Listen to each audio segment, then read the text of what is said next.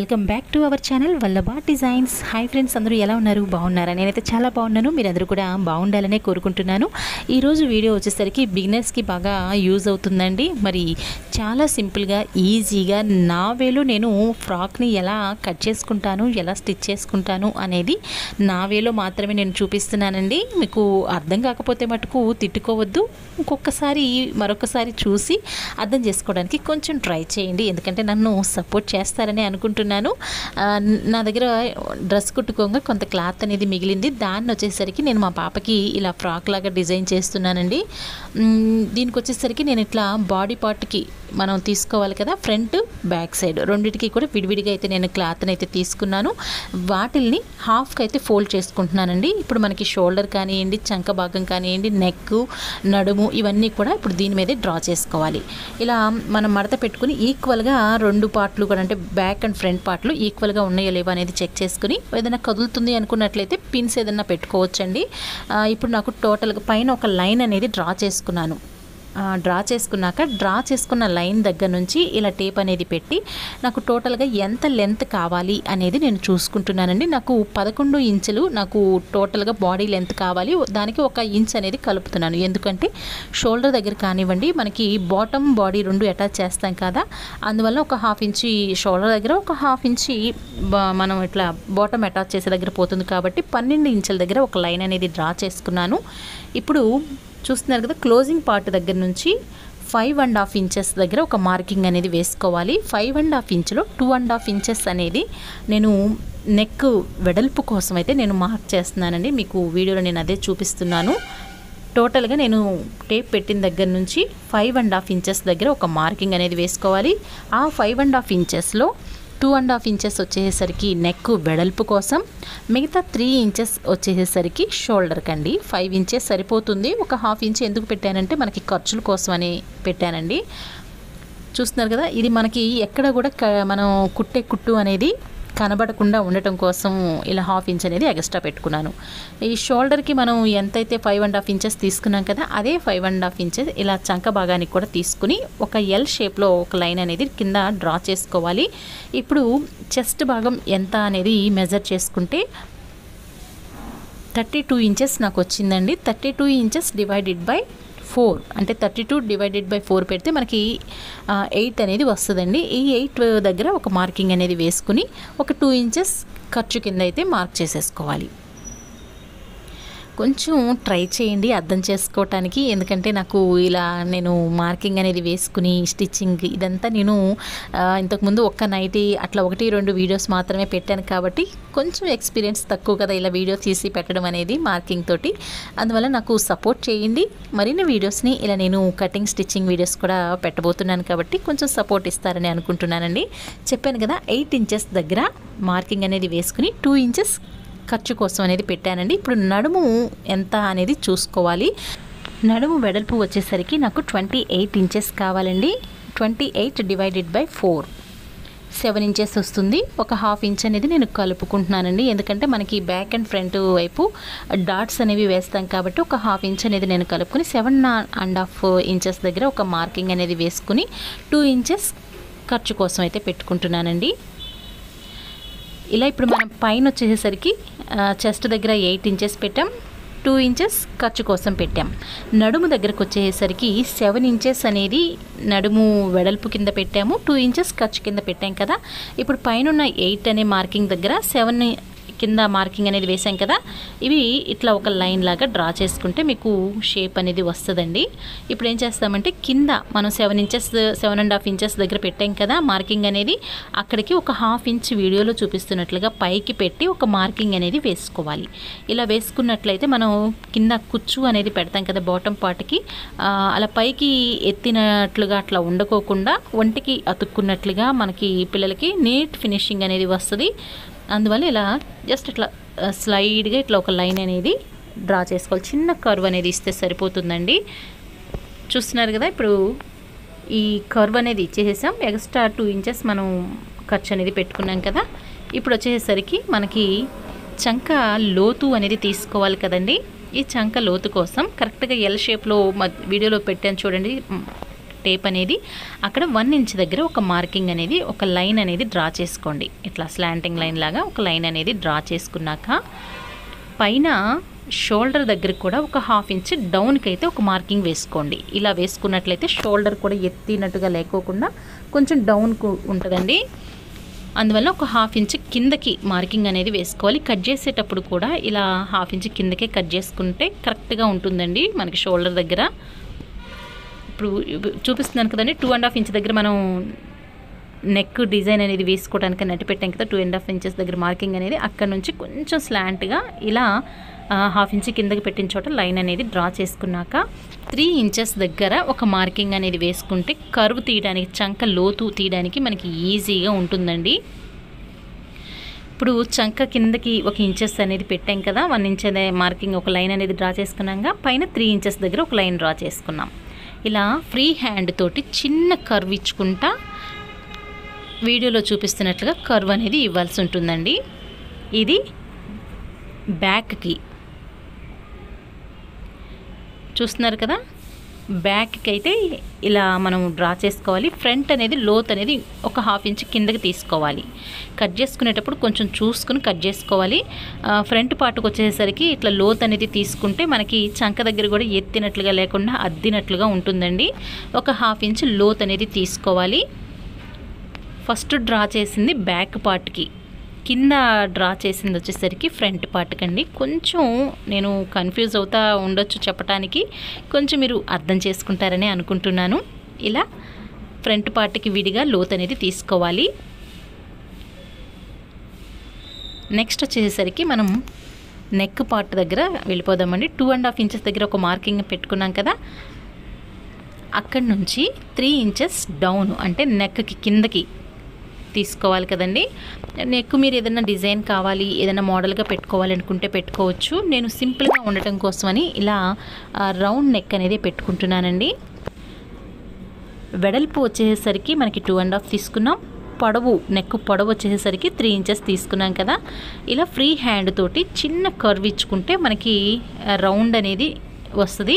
ఇది వచ్చేసరికి మన బాడీకి వచ్చేసరికి మెజర్మెంట్స్ మా పాపకి తీసుకున్న మెజర్మెంటేనండి ఇది. ఇప్పుడైతే మనం డ్రా చేసుకునే విధంగా కట్ చేసేసుకోవాలి. ఈ చంక లోతు కట్ చేసేటప్పుడు కొంచెం గుర్తుపెట్టుకుని అయితే కట్ చేసుకోవాలండి. ఇలా బ్యాక్ది అయితే మనం కట్ చేసేసుకున్నాం కదా, ఇప్పుడు ఫ్రంట్ది కూడా లోతు తీసుకుని పక్కన పెట్టేసేసాను. ఇప్పుడు బ్యాక్ నెక్ అనేది నేను డ్రా చేసుకుంటున్నాను. దీనికి ఏం లేదండి, మనం దాని మీద కొంచెం మీరు పాప ఎంతవరకు పెట్టుకోగలుగుతుంది అని అనుకున్నట్లయితే కొంచెం డీప్ అయినా పర్లేదు, మేనేజ్ చేయగలుగుతుంది అని అనుకున్నట్లయితే డీప్ నెక్ పెట్టుకోవచ్చు. నేను మరీ అంత డీప్ అయితే పెట్టట్లేదండి. 2.5 వెడల్పు అయితే తీసుకున్నాం కదా, 2.5 వెడల్పు 2.5 పొడవు కూడా తీసుకుని చిన్న కర్వ్ అనేది ఇచ్చుకుంటే ఇలా నాకు కొంచెం పైకి వచ్చినట్టుగా లేకుండా మరీ నెక్ దగ్గర పైకి ఉండకుండా కిందకి ఉండకుండా మీడియం సైజులో అయితే ఉంటుంది, జారకుండా కూడా ఉంటుందండి.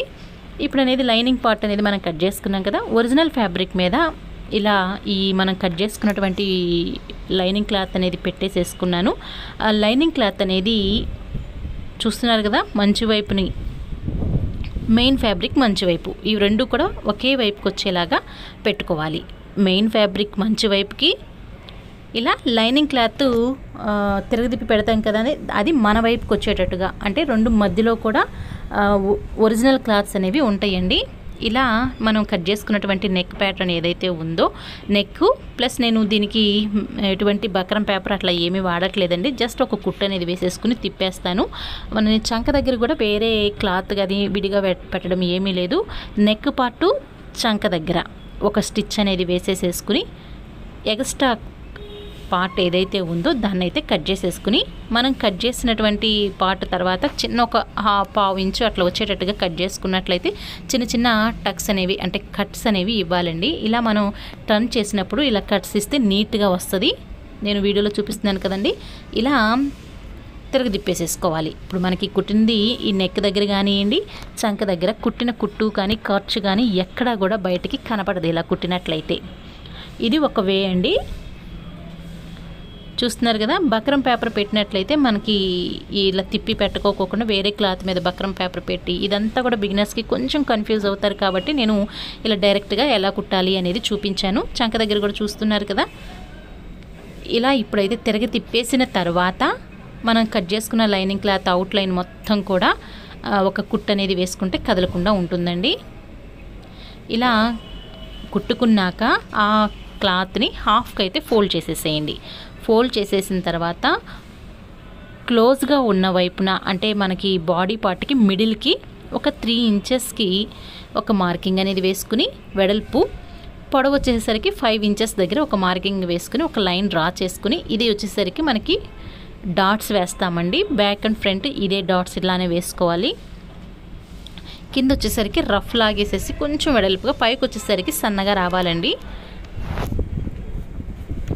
సేమ్ ఇలానే బ్యాక్ పార్ట్కి ఫ్రంట్ పార్ట్కి నెక్ అనేది ఇలానే కుట్టుకుని రెడీ చేసేసుకోవాలి. మనం బ్యాక్ వచ్చేసరికి డాట్స్ అనేవి నేను ముందే పెట్టలేదండి, ఎందుకంటే ఉక్సు కాజా పట్టీలు పెట్టాలనుకుంటున్నాను కాబట్టి నేను బ్యాక్ వచ్చేసరికి నేను ఇప్పుడు కట్ చేసేసుకుంటానండి. ఇప్పుడు నెక్ చంక భాగం అనేది ఒక కుట్టు అయితే లాగేసేసి తిరగదిప్పేసేసుకుని పెట్టేసేసుకున్నానండి. ఇట్లా బ్యాక్ అండ్ ఫ్రంట్ పార్ట్లని నేను రెడీ చేసుకున్నాను. ఇప్పుడైతే బ్యాక్ పార్ట్ని అయితే తీసుకుని హాఫ్కి ఫోల్డ్ చేసేసుకోవాలి. ఓన్లీ నేను ఫ్రంట్ వైపును మాత్రమే డాట్స్ అనేవి పెట్టాను, బ్యాక్ అయితే నేను ఇంకా పెట్టలేదండి. నేను దీనికి ఉక్సు పట్టి కాజా పట్టి పెట్టిన తరువాత ఈ డాట్స్ అనేవి నేను వేసుకుంటాను. ఇప్పుడు వచ్చేసరికి చూస్తున్నారు కదా, నేను కుట్టు ఎక్కడ కూడా కనిపించకుండా కుడతాను అని చెప్పాను కాబట్టి నేను చూపిస్తున్నానండి. ఫ్రంట్ పార్ట్ అనేది రెడీగా తిప్పేసి పెట్టుకున్నాను. ఈ బ్యాక్ పార్ట్ అనేది ఇంకా తిప్పలేదండి, నేను కట్ చేసి ఒక కుట్టేసి రెడీగా అట్టి పెట్టుకున్నాను. ఇలా తిప్పే ముందుగా చూస్తున్నారు, వీడియోలో చూస్తేనే మీకు ఇది అర్థమవుతుంది. లేదు కన్ఫ్యూజ్ అవుతాము అనుకుంటే తిప్పేసేసి 2 షోల్డర్స్ని జాయింట్ చేసుకోవచ్చు. నేను తిరగదిప్పేసేసి లోపలికి ఫ్రంట్ పార్ట్ని ఈ షోల్డర్కి అటాచ్ చేసేసి 2 షోల్డర్స్ని కుట్టేసేసి తిరగదిప్పేసినట్లయితే ఇలా ఈజీగా మనకు కుట్టు అనేది ఎక్కడ కూడా కనపడదండి. మీకు ఇది కన్ఫ్యూజ్గా ఉంది అని అనుకున్నట్లయితే 2 వైపులా కూడా కుట్టేసేసి టర్న్ చేసేసుకుని షోల్డర్స్ రెండింటిని కూడా కలిపి ఒక కుట్టు అయితే వేసేసుకోవచ్చు. ఇలా వేస్తే మటుకు మనకి ఎక్కడ కూడా నెక్ పార్ట్ చంక దగ్గర కుట్టు అనేది బయటకి ఎక్కడ కూడా కనపడదు, గుచ్చుకోకుండా కూడా ఉంటుందండి. ఇప్పుడైతే బ్యాక్ పార్ట్ కిందకి చెప్పినట్లుగా మధ్యలోకి అయితే నేను ఇలా కట్ చేసేసుకుని ఉక్సు కాజా పట్టీల కోసమని ఒక 3 ఇంచెస్ వెడల్పుతో ఉన్నటువంటి క్లాత్ని ఇలా తీసుకుని 2 వైపులకి అంటే ఉక్స్కి కాజాలకి రెండింటికి కూడా విడివిడిగా క్లాత్ని వీడియోలో చూపిస్తున్నట్లుగా ఇలా బ్యాక్ పార్ట్ కట్ చేసిన దానికి ఎడ్జ్కి నేను ఇలా పెట్టేసేసుకుని ఒక కుట్టు అయితే లాగేసేసుకున్నానండి. కాజాలకు వచ్చేసరికి కొంచెం వెడల్పుగా పెట్టుకోవాలి, ఉక్సులకు వచ్చేసరికి ఈ క్లాత్ అనేది ఫోల్డ్ చేసేసి లోపలికి పెట్టేసేసుకోవాలి. ఇది అందరికీ తెలిసిందే, చాలా సింపుల్దేనండి. స్టిచ్చింగ్ ఉన్న వాళ్ళకి, అనుభవం ఉన్న వాళ్ళకి ఇది ఎలా పెట్టుకోవాలో తెలుసు కాబట్టి నేను అంత క్లియర్గా నేను చూపించట్లేదు. చూస్తున్నారు కదా, కుట్టు అనేది మనకి ఎక్కడ కూడా కనపడదండి. ఇలా చేసినట్లయితే ఇలా లోపలికి ఫోల్డ్ చేసేసి మరొకసారి కుట్టు అనేది లాగేసేస్తే ఉక్సు కాజాల పట్టీలు అనేవి రెడీ అయిపోతుందండి. చూస్తున్నారు కదా, ఇలా అయితే నేను రెడీ చేసుకున్నాక డాట్స్ అనేవి వేసుకుంటాను. ఇప్పుడైతే ఇది కాజా పట్టీ కోసం అండి. చూస్తున్నారా, ఇలా కుట్టేసేసి హాఫ్కి ఇలా ఫోల్డ్ చేసేసి 2 సార్లు కనుక మనం కుట్టుకున్నామంటే కాజా పట్టీ ఉక్సు పట్టీలు అనేది రెడీ అయిపోతుంది.